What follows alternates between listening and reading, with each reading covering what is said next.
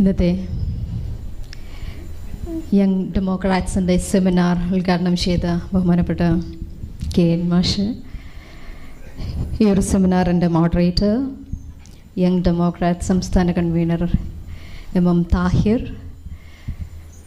മറ്റ് ഈ സെമിനാറിൽ പങ്കെടുക്കുന്ന പ്രഭാഷകർ, ബഹുമാനപ്പെട്ട പ്രഭാഷകർ, യങ് ഡെമോക്രാറ്റ്സിൻ്റെ ഊർജ്ജസ്വലരായ പ്രവർത്തകരെ, വളരെ സന്തോഷം ഈ ഒരു വേദിയിൽ നിൽക്കുമ്പോൾ. പ്രത്യേകിച്ച് ഇത്തരത്തിലൊരു സംഘടന, യങ് ഡെമോക്രാറ്റ്സ് എന്ന സംഘടന വളരെ റീസെൻ്റായിട്ടാണ് രൂപം കൊണ്ടത് എന്ന് അറിയാൻ സാധിച്ചു. നമ്മുടെ ഇന്നത്തെ ഇന്ത്യയിൽ ഒരു സാമൂഹിക, രാഷ്ട്രീയ, സാമ്പത്തിക പ്രതിസന്ധി നേരിടുന്ന ഒരു ഘട്ടത്തിൽ ഇത്തരത്തിൽ സമകാലീന വിഷയങ്ങൾ എടുക്കാനും പഠിക്കാനും ചർച്ച ചെയ്യാനും അതിനാവശ്യമായിട്ടുള്ള പ്രതിരോധങ്ങൾ തീർക്കാനുമായി ഒരു യുവ നിര യങ് ഡെമോക്രാറ്റ്സിലൂടെ ഇവിടെ സജ്ജമാണ് എന്നുള്ള ഒരു അറിവ് വളരെ വളരെ സന്തോഷം നൽകുന്നതാണ്. ഇത്തരത്തിലൊരു യുവനിര ഇന്ന് ഇന്ത്യയുടെ തെരുവുകളിൽ സമരത്തിനായി ഇതേ വിഷയവുമായി ബന്ധപ്പെട്ട് തന്നെ, വിദ്യാഭ്യാസത്തിലെ ക്രമക്കേടുകളെ സംബന്ധിച്ച് ഉള്ള അതേ വിഷയത്തിൽ തന്നെ ഇന്നിവിടെ PM-ശ്രീയുടെ ചർച്ച നടക്കുമ്പോൾ അതേ രീതിയിൽ അതേപോലെ തന്നെ ഇന്ത്യയുടെ വിദ്യാഭ്യാസ നയത്തെ സംബന്ധിച്ച് അല്ലെങ്കിൽ അതിലുള്ള ക്രമക്കേടുകളെ സംബന്ധിച്ചുള്ള അത് തുറന്നു കാട്ടിക്കൊണ്ട് അതിനെതിരെ പ്രതിരോധം തീർക്കുന്ന ഒരു യുവനിര ഇന്ന് ഇന്ത്യയുടെ തെരുവുകളിലുണ്ട് എന്നുള്ളതാണ്. നമുക്കറിയാം, ഇന്ന് ജന്തർ മന്ദറിൽ നടക്കുന്ന സമരം 15 ദിവസത്തിലധികമായി, ഉപവാസ സമരം 15 ദിവസം പിന്നിട്ടിരിക്കുന്നു.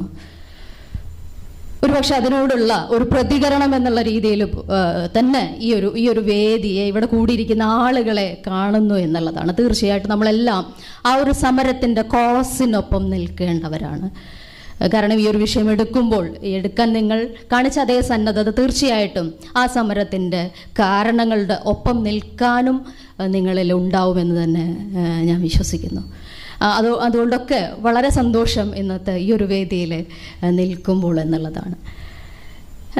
ഈ ഒരു PM-ശ്രീ എന്നുള്ള പദ്ധതിയെക്കുറിച്ചും അല്ലെങ്കിൽ ഇന്ത്യയുടെ പുത്തൻ ദേശീയ വിദ്യാഭ്യാസ KN മാഷ് അത് വളരെ കൃത്യമായിട്ട് പറഞ്ഞു. പുത്തൻ ഒരു പണം തന്നെ മുന്നോട്ട് വയ്ക്കുന്ന, അല്ലെങ്കിൽ സമ്പത്തിനെ കേന്ദ്രീകരിച്ചുള്ള, വിപണിയെ കേന്ദ്രീകരിച്ചുകൊണ്ടുള്ള ഒരു പുതിയ വിദ്യാഭ്യാസ നയം ഇന്ത്യയിൽ നടപ്പിലാക്കിക്കൊണ്ടിരിക്കുമ്പോൾ അതിൻ്റെ ഭാഗമായി പ്രത്യേകിച്ച് നേരത്തെ ഷാജഹാൻ മാഷ് സൂചിപ്പിച്ച പോലെ തന്നെ ഒരു പ്രത്യേക കമ്മീഷൻ്റെയോ അല്ലെങ്കിൽ ആ രീതിയിൽ ഒരു സമിതിയുടെ ഒന്നും തന്നെ തീരുമാനങ്ങളിലല്ലാതെ കൃത്യമായി പ്രധാനമന്ത്രിയോട് ചേർന്ന് നിൽക്കുന്ന ഒരു ചെറിയൊരു ഗ്രൂപ്പിൻ്റെ, അത് കൃത്യമായിട്ട് പറഞ്ഞാൽ RSSൻ്റെ ഒരു സംഘത്തിൻ്റെ ചില തീരുമാനങ്ങളായി ചില പദ്ധതികൾ നമ്മുടെ വിദ്യാഭ്യാസ മേഖലയിലേക്ക് അതിക്രമിച്ചു കൊണ്ടിരിക്കുമ്പോൾ ആ വിഷയം എടുത്തുകൊണ്ട് ഇവിടെ ചർച്ച ചെയ്യുന്നത് വളരെ പ്രതീക്ഷ നൽകുന്നൊരു കാര്യമാണ്. നമുക്കറിയാം, ഇതൊന്നും ഈ ഒരു തീവ്ര വലതുപക്ഷത്തിൻ്റെ ഇത്തരത്തിലുള്ള പരിഷ്കാരങ്ങളൊന്നും ഇന്ത്യയിൽ മാത്രം ഒതുങ്ങി നിൽക്കുന്നുള്ളതല്ല എന്നുള്ളതാണ്. അതിൻ്റെ പ്രത്യേകത എന്ന് പറയുന്നത് സാർവത്രികമായതിനെല്ലാറ്റിനെയും അത് നിരാകരിക്കുകയാണ്. സമത്വത്തിൻ്റെ സങ്കല്പങ്ങളെ അത് കൈയൊഴിയുന്നു. ജനാധിപത്യത്തെ, ഫെഡറൽ സംവിധാനങ്ങളെല്ലാം അത് ലംഘിച്ചുകൊണ്ടാണ് അതിൻ്റെ ഓരോ പദ്ധതികളും നടപ്പിലാക്കുന്നത്. അതിന് നിരവധി ഉദാഹരണങ്ങളുണ്ട്, ഇന്ത്യയിൽ മാത്രമല്ല. അപ്പോൾ അതുകൊണ്ട് തന്നെ ഇന്ത്യയിലെ വിദ്യാഭ്യാസമായാലും ഇതേപോലെ തന്നെ തീവ്ര വലതുപക്ഷം ഉള്ള ഏത് ലോകരാജ്യങ്ങളിലെ വിദ്യാഭ്യാസ ക്രമം നോക്കിക്കഴിഞ്ഞാലും ഇതേ തരത്തിലുള്ള ഇത് ആവർത്തിക്കപ്പെടുന്നതായിട്ട് കാണാം, അല്ലെങ്കിൽ ഇതേ സാഹചര്യങ്ങൾ അവിടെയും നിലനിൽക്കുന്നതായിട്ട് കാണാവുന്നതാണ്.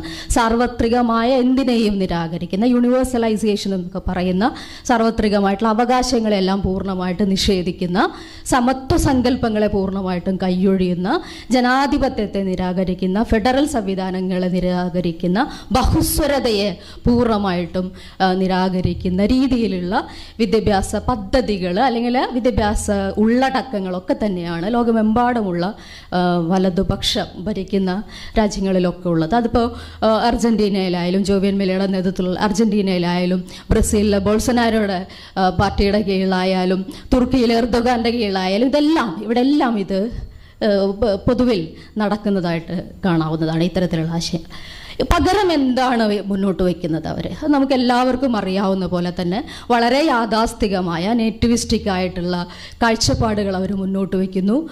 മതമൂല്യങ്ങൾ പുനരുജ്ജീവിപ്പിക്കാനുള്ള ശ്രമങ്ങൾ അത് പാഠപുസ്തകത്തിലൂടെ ആയാലും പലതരത്തിലുള്ള പദ്ധതികളിലൂടെ ആയാലും അത് മുന്നോട്ട് വയ്ക്കുന്നു. അതോടൊപ്പം തന്നെ വിപണിയെ അധിഷ്ഠിതമാക്കിയിട്ടുള്ള സാമ്പത്തിക വിപണിയെ അധിഷ്ഠിതമാക്കിയുള്ള അതിൻ്റെ മാനദണ്ഡങ്ങളോട് ചേരും വിധമുള്ള വിദ്യാഭ്യാസ പദ്ധതികളോ അല്ലെങ്കിൽ അതിൻ്റെ ഉള്ളടക്കങ്ങളോ അതിനാവശ്യമായിട്ടുള്ള കോഴ്സുകളോ അവർ രൂപപ്പെടുത്തിയെടുക്കുകയാണ്. ഇതും ഈ രാജ്യങ്ങളെല്ലാം കാണാവുന്നതാണ് ഇത്തരത്തിലുള്ളതെല്ലാം. ഇന്ത്യയിൽ ഉള്ള വലിയൊരു അപകടം എന്ന് പറഞ്ഞു കഴിഞ്ഞാൽ ഈ രീതിയിലുള്ള യാഥാസ്ഥിക കാഴ്ചപ്പാടും അതേപോലെ തന്നെ നിയോ ലിബറൽ പോളിസികളോടൊക്കെ ചേരുന്ന രീതിയിലുള്ള ഒരു വിദ്യാഭ്യാസം അല്ലെങ്കിൽ ഹിന്ദുത്വ ദേശീയതയും നവ ലിബറൽ പോളിസികളും ഒന്നിച്ച് കൈകോർക്കുന്ന വളരെ അപകടകരമായിട്ടുള്ള ഒരു സാഹചര്യം ഇന്ത്യയിൽ നിലനിൽക്കുന്നതാണ്. ഇതെങ്ങനെയാണ് പ്രവർത്തിക്കുന്നതെന്ന് നമുക്കറിയാവുന്നതാണ്. നിലവിലുള്ള സാഹചര്യത്തിൽ നമുക്കറിയാവുന്നതാണ് ഇവർ കൈകോർക്കുന്നതും അവർ പ്രവർത്തിക്കുന്നതും ഡെമോക്രസിക്കുള്ളിൽ നിന്നുകൊണ്ടാണ്. ഡെമോക്രസിക്കുള്ളിൽ നിന്നുകൊണ്ട് തന്നെ ഭരിക്കുകയും സമൂഹത്തെ റീഷേപ്പ് ചെയ്തെടുക്കുകയാണ് ചെയ്യുന്നത്. ആ രീതിയിൽ പാഠപുസ്തകങ്ങളിലൂടെ ആയാലും അല്ലെങ്കിൽ ജനാധിപത്യത്തിൻ്റെ ഡെമോക്രസിയുടെ നോമുകളെ ഒന്നും ലംഘിക്കാതെ തന്നെയാണ് സമൂഹത്തിലായാലും സംസ്കാരത്തിലായാലും സാമ്പത്തിക മേഖലയിലായാലും ഈ തീവ്ര വലതുപക്ഷ രാഷ്ട്രീയം ആധിപത്യം സ്ഥാപിക്കുന്നത് എന്നുള്ളതാണ്. അത് പാഠപുസ്തകങ്ങളാണ്. ഇപ്പോൾ നമുക്കറിയാവുന്നതാണ്, മുൻ NDA സർക്കാരിൽ നിന്ന് വ്യത്യസ്തമായിട്ട് വിദ്യാഭ്യാസത്തിൻ്റെ ഒരു കാര്യം നോക്കിക്കഴിഞ്ഞാൽ അറിയാം, വളരെ പ്രകടമായി തന്നെ വിദ്യാഭ്യാസ പ്രക്രിയയിൽ RSS, നമുക്കതൊരു BJP എന്നോ അല്ലെങ്കിൽ ഒരു ഭരണകൂടം എന്നുള്ളത് പറയാവുന്ന RSS എന്ന് പറയുന്ന ഒരു സംഘടന വിദ്യാഭ്യാസത്തിൻ്റെ സമസ്ത മേഖലയിൽ ഇപ്പോൾ കരിക്കുലം ചേഞ്ചസിൽ മാത്രമല്ല, ഇപ്പോൾ ഞാൻ പറഞ്ഞില്ല ഈ പദ്ധതികൾ ആവിഷ്കരിക്കുന്നതിൽ പോലും ഒരു രാജ്യം എന്ത് പഠിക്കണം, എന്ത് സ്കീമാണ് അവിടെ നടപ്പിലാക്കേണ്ടത് എന്നതിൽ കൃത്യമായിട്ട് വളരെ പ്രകടമായിട്ട് RSS ഇടപെട്ടുകൊണ്ടിരിക്കുകയാണ്. അപ്പോൾ ആ രീതിയിലുള്ള ഇപ്പോൾ നമുക്കറിയാവുന്നതാണ് RSSൻ്റെ ഒരു ഉത്ഭവമൊക്കെ നോക്കിക്കഴിഞ്ഞു കഴിഞ്ഞാൽ മാഷൊക്കെ നേരത്തെ സൂചിപ്പിച്ച പോലെ തന്നെ ഒരു ഗ്രാംഷിയൻ ആശയത്തിലൊക്കെ ബന്ധിതമായിട്ട് അതിനെ കാണാവുന്നതാണ്.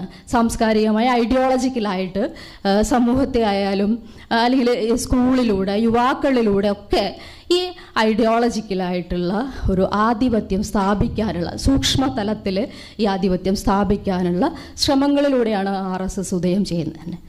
ആ രീതിയിൽ അത്തരത്തിലുള്ള വിദ്യാഭ്യാസത്തിലൂടെയും സമൂഹത്തിൻ്റെ മറ്റ് സാംസ്കാരിക ഇടപെടലുകളിലും അതേപോലെ തന്നെ സ്കൂളുകളിലൂടെയൊക്കെ തന്നെ ഒരു ഹിന്ദു സോഷ്യൽ ഒരു ഐഡൻറ്റിറ്റി രൂപപ്പെടുത്തിയെടുക്കാനാണ് അവർ ശ്രമിച്ചുകൊണ്ടിരിക്കുന്നത്. ഒരു ഹിന്ദു സോഷ്യൽ സബ്ജക്റ്റിവിറ്റി, ഹിന്ദുത്വ മൂല്യങ്ങൾ അല്ലെങ്കിൽ അത്തരത്തിലുള്ളൊരു ഹിസ്റ്ററി, അത്തരത്തിലുള്ളൊരു മൂല്യവ്യവസ്ഥ അല്ലെങ്കിൽ അങ്ങനെയുള്ളൊരു ഐഡൻറ്റിറ്റി ഒക്കെ രൂപപ്പെടുത്തിയെടുക്കാൻ ഒരു ഹിന്ദു സോഷ്യൽ സബ്ജക്റ്റിവിറ്റി രൂപപ്പെടുത്തിയെടുക്കുകയാണ് ഇതിലൂടെ ചെയ്യുന്നത്. അതിന് ഏറ്റവും ഒരു വ്യാപന ശേഷി ലഭിക്കുന്നത് എക്കാലത്തെയും എന്ന പോലെ തന്നെ പാഠപുസ്തകങ്ങളിലൂടെയാണ്. പാഠപുസ്തകങ്ങളുടെ ഉള്ളടക്കം മാറ്റുന്നതിലോ അല്ലെങ്കിൽ വിദ്യാഭ്യാസ പ്രക്രിയയിലൂടെയാണ്. നമുക്കറിയാം ഒരേ സമയം തന്നെ RSS അതിൻ്റെ ശാഖകളിലൂടെ ലക്ഷക്കണക്കിനായിട്ടുള്ള ശാഖകളിലൂടെ യുവാക്കളെ ഈ രീതിയിലുള്ളൊരു യുവാക്കളിലൊരു ഐഡിയോളജിക്കൽ ഇൻഡോക്ട്രിനേഷൻ നടത്തുന്നുണ്ട്. അതോടൊപ്പം തന്നെ അവരതേപോലെ തന്നെ അതിൻ്റെ ഉദയം തൊട്ട് തന്നെ പലതരത്തിലുള്ള വിദ്യാഭ്യാസ സ്ഥാപനങ്ങളിലൂടെ എഡ്യൂക്കേഷണൽ അഫിലിയേറ്റ്സിലൂടെ പലതരത്തിലുള്ള പേരുകളിലുള്ള എഡ്യൂക്കേഷണൽ അഫിലിയേറ്റ്സിലൂടെ ഒരേ സമയം ഇടപെട്ടുകൊണ്ടിരിക്കുന്നു. അത് വിദ്യാഭാരതി പോലെയുള്ള വിദ്യാഭാരതി, ഏക്കൽ വിദ്യാലയം, ഇതൊക്കെ ഇതിലൂടെയൊക്കെയുള്ള ഇടപെടലുകൾ, സാംസ്കാരികമായിട്ടുള്ള ഇടപെടലുകൾ അവർ അടിത്തട്ടിൽ നടത്തിക്കൊണ്ടിരിക്കുന്നു എന്നുള്ളതാണ്. അപ്പോൾ ഇതിനെതിരെയുള്ള ഒരു പ്രതിരോധം ഉയർന്നു വരേണ്ടത് ആവശ്യമാണ്. തീർച്ചയായിട്ടും നമ്മൾ ഇപ്പോൾ ചർച്ച ചെയ്തുകൊണ്ടിരിക്കുന്നത് നേരത്തെ ഷാജഹാൻ മാഷ് സൂചിപ്പിച്ച പോലെ തന്നെ ഇപ്പോൾ ഒരു PM ശ്രീ എന്നുള്ളൊരു സ്കീമിനല്ല നമ്മൾ കാര്യമായി കാണേണ്ടത്. ഈ സ്കീം എങ്ങനെയാണ് എപ്പോഴാണ് നടപ്പിലായതെന്ന് നമുക്കറിയാവുന്നതാണ്.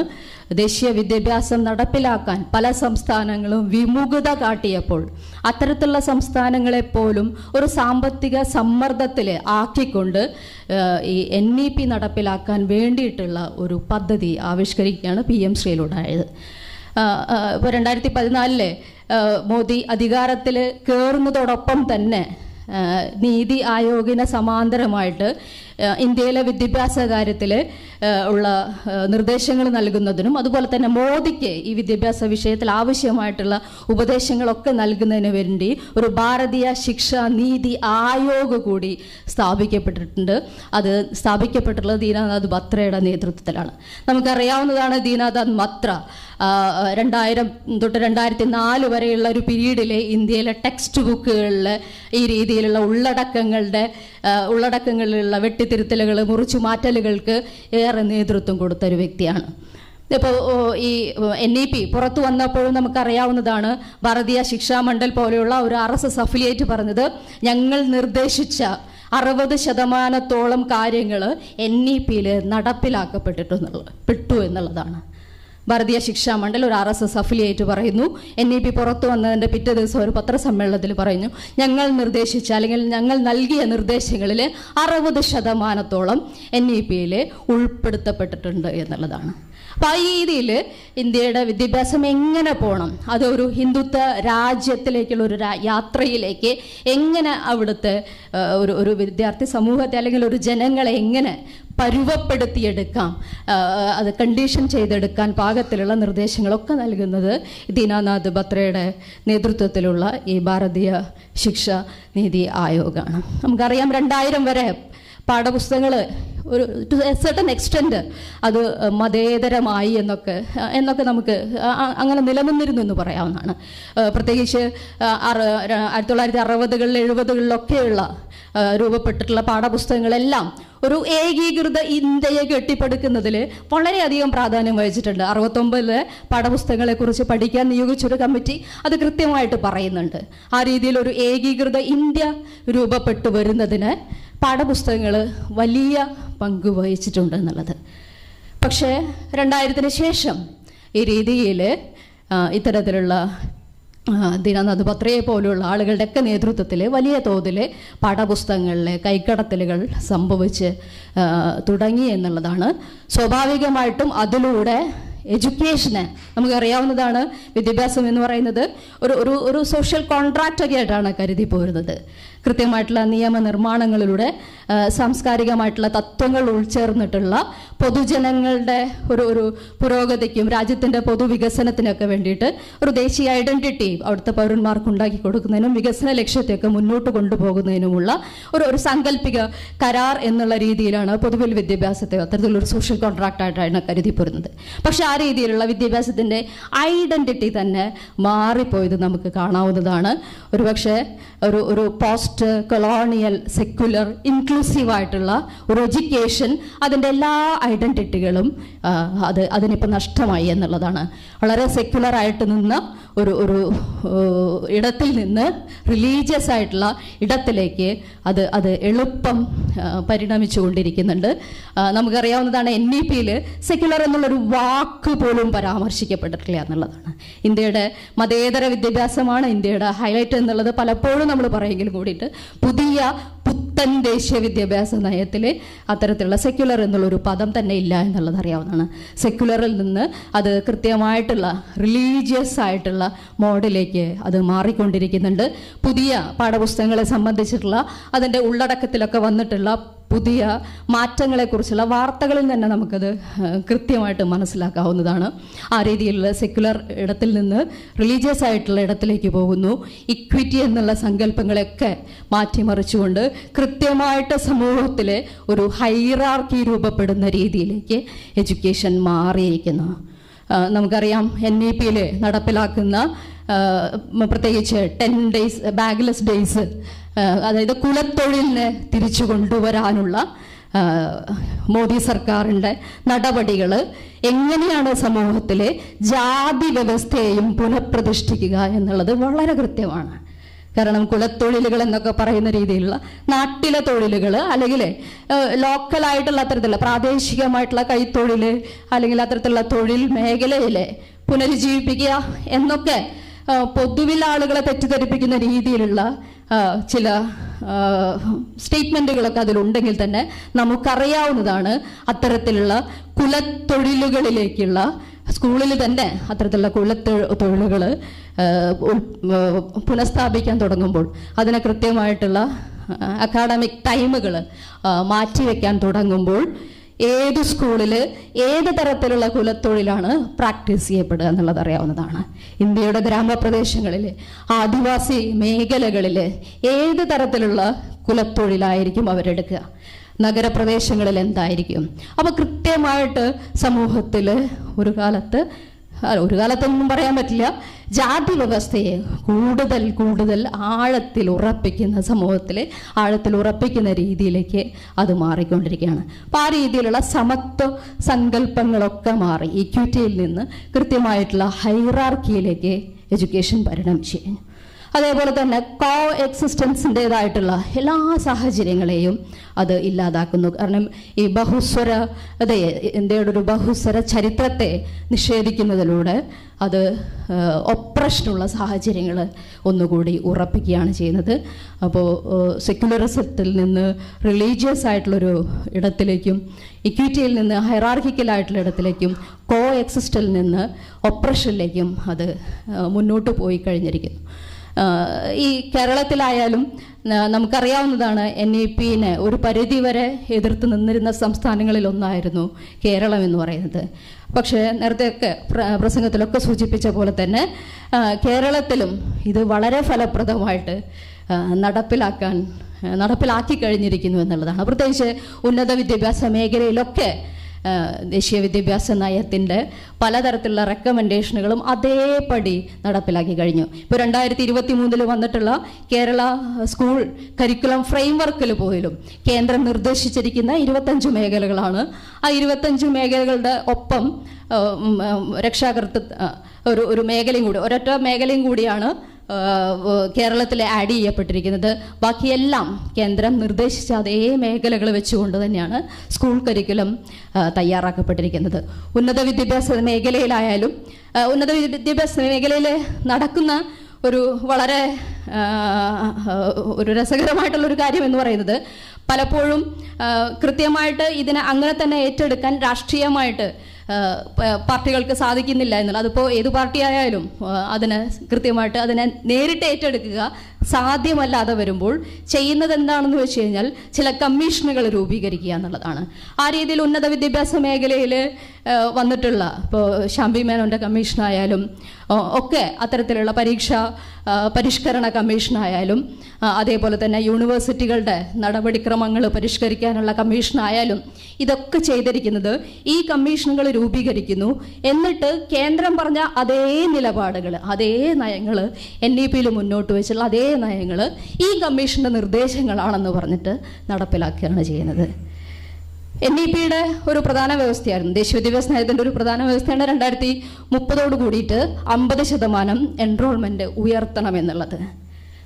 കേരളം ശാംബി മേനോൻ കമ്മീഷൻ റിപ്പോർട്ടിലൂടെ മുന്നോട്ട് വെച്ചൊരു കാര്യം, ഈ ഓപ്പൺ കോഴ്സിലൂടെയും ഓപ്പൺ ഡിസ്റ്റൻസ് കോഴ്സുകളിലൂടെയും ഓൺലൈൻ ബ്ലെൻഡഡ് ലേണിങ്ങിലൂടെയും 75% എൻറോൾമെൻറ്റ് റേഷ്യോ ഉയർത്താവുന്നതാണ് എന്നുള്ളതാണ്. NEP-യിൽ പറഞ്ഞ അതേ വ്യവസ്ഥ തന്നെയാണ്. NEP-യിലും എൻറോൾമെൻറ്റ് റേഷ്യോ ഉയർത്താൻ വേണ്ടിയിട്ട് അവർ മുന്നോട്ട് വയ്ക്കുന്ന കാര്യം എന്ന് പറയുന്നത് എല്ലാം ഈ പറഞ്ഞ പോലെ തന്നെ റെഗുലറായിട്ടുള്ള കോഴ്സുകളിലൂടെ നൽകണമെന്നില്ല, ഓൺലൈൻ കോഴ്സുകളിലൂടെ ആവാം എന്നുള്ളതാണ്. അപ്പോൾ ഓൺലൈൻ കോഴ്സുകളിലൂടെ അല്ലെങ്കിൽ ചില ഓൺലൈൻ ബ്ലെൻഡഡ് കോഴ്സുകളിലൂടെ ഓപ്പൺ ഡിസ്റ്റൻസ് ലേണിങ്ങിലൂടെ എൻറോൾമെൻറ്റ് റേഷ്യോ ഉയർത്താമെന്ന NEP-യുടെ അതേ നിർദ്ദേശം തന്നെയാണ് കേരളത്തിലെ ശാംബി മേനോൻ റിപ്പോർട്ടിലൂടെ 75% ഉയർത്താനുള്ള ഒരു പോംവഴിയായിട്ട് മുന്നോട്ട് വയ്ക്കപ്പെട്ടിരിക്കുന്നത്. അതേപോലെ തന്നെ കോളേജുകളുടെ ഫണ്ടിങ്ങിനെ സംബന്ധിച്ചും ഇപ്പോൾ 2032 കൂടിയിട്ട് അഫിലിയേഷൻ സിസ്റ്റം പൂർണ്ണമായിട്ട് ഇന്ത്യയിൽ ഇല്ലാതാവുകയാണ്. ഉന്നത വിദ്യാഭ്യാസ മേഖലയിലെ കോളേജുകളുടെ അഫിലിയേഷൻ സിസ്റ്റം, യൂണിവേഴ്സിറ്റികളായിട്ട് അഫിലിയേറ്റ് ചെയ്യുന്ന സിസ്റ്റം പൂർണ്ണമായിട്ടും ഇല്ലാതാവുന്നു. പകരം ഓട്ടോണമസ് കോളേജുകൾ, പ്രൈവറ്റ് യൂണിവേഴ്സിറ്റികൾ ഇതൊക്കെ വളരെ വ്യാപകമാവാൻ പോവുകയാണ്. ഇതേ നിർദ്ദേശങ്ങളൊക്കെ തന്നെയാണ് ശാംബി മേനോൻ റിപ്പോർട്ടിലുള്ളത്. ഓട്ടോണമസ് പദവിയിലേക്ക് കോളേജുകൾ ഉയർത്തുക എന്നുള്ളതും അതേപോലെ തന്നെ നമുക്കറിയാവുന്നതാണ്. വിദ്യാഭ്യാസ മേഖലയിലെ ബഡ്ജറ്റ് വിഹിതത്തെക്കുറിച്ചൊക്കെ NEP-യിൽ നിർദ്ദേശിക്കപ്പെട്ടിരുന്നത് പോലും ഇതുവരെ അത് എത്താൻ സാധിച്ചിട്ടില്ല എന്നുള്ളത്.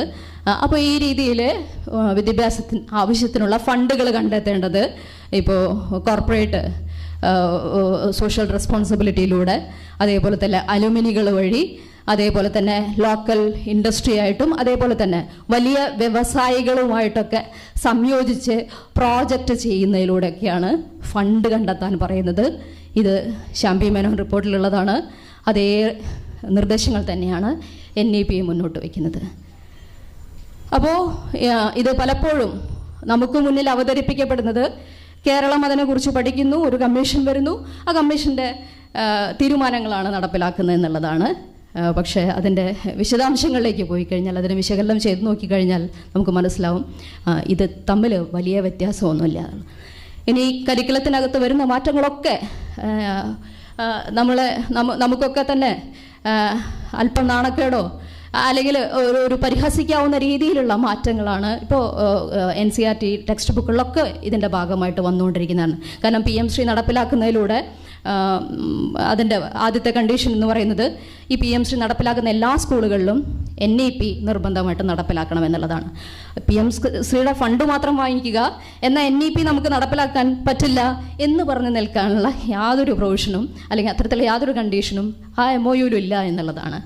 PM-ശ്രീ എന്ന് പറയുന്നത് നമ്മുടെ ഒരു NEP-യുടെ ഒരു ഷോക്കേഴ്സായിട്ട് കൃത്യമായിട്ട് അത് മാറുകയും ചെയ്യും. NEP-യുടെ എല്ലാ വ്യവസ്ഥകളും ഇൻക്ലൂഡിങ് പാഠപുസ്തകങ്ങൾ വരെ അവിടെ നടപ്പിലാക്കി വേണ്ടി വരും.